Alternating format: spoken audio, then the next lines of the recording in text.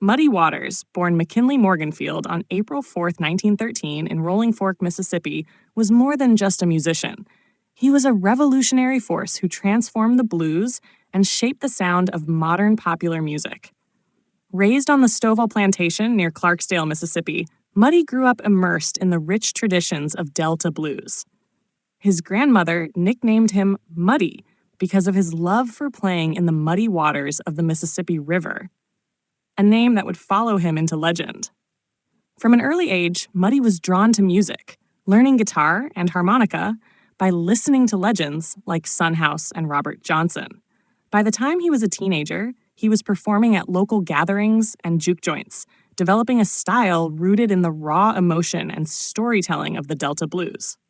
In 1941, folklorist Alan Lomax recorded Muddy for the Library of Congress, capturing his authentic Delta sound and introducing him to a wider audience.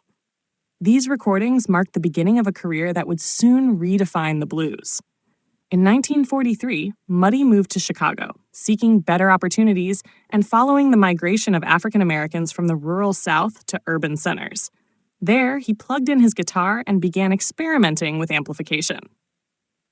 This electrified sound not only allowed him to be heard over the noise of crowded clubs, but also gave his music a raw, powerful edge that became the hallmark of Chicago blues. His signature slide guitar playing, deep voice, and commanding stage presence set him apart from his contemporaries. By the late 1940s, Muddy had signed with Chess Records, launching a series of hits that would become blues standards. I Can't Be Satisfied, Rollin' Stone, Hoochie Coochie Man, Manish Boy, and Got My Mojo Working. His collaborations with Willie Dixon, Little Walter, Jimmy Rogers, and Otis Spann created a powerhouse sound that influenced generations of musicians. Muddy wasn't just playing the blues, he was reinventing it, injecting it with an electricity that made it rawer, bolder, and more immediate.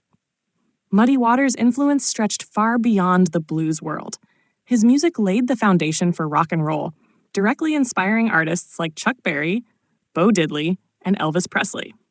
Across the Atlantic, British rock bands like the Rolling Stones, Led Zeppelin, and Eric Clapton's Cream idolized Muddy's sound. In fact, the Rolling Stones named themselves after his 1950 track Rollin' Stone, a testament to his global impact. Despite his influence, Muddy remained deeply connected to his roots. He often returned to the Delta, and his music never lost its grounding in the traditions of the South. Yet he was also a master at adapting, keeping his music relevant through the changing tides of the 1960s and 70s.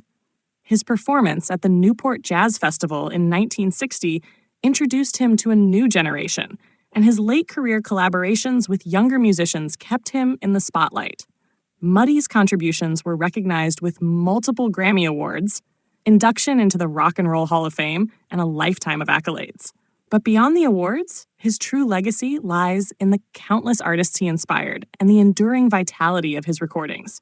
His songs remain staples for blues musicians, and his electrified style continues to resonate with fans of all genres.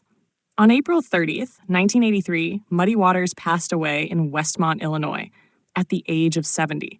His funeral was attended by music legends, fans, and admirers from around the world, all paying tribute to the man whose music had changed the course of modern music.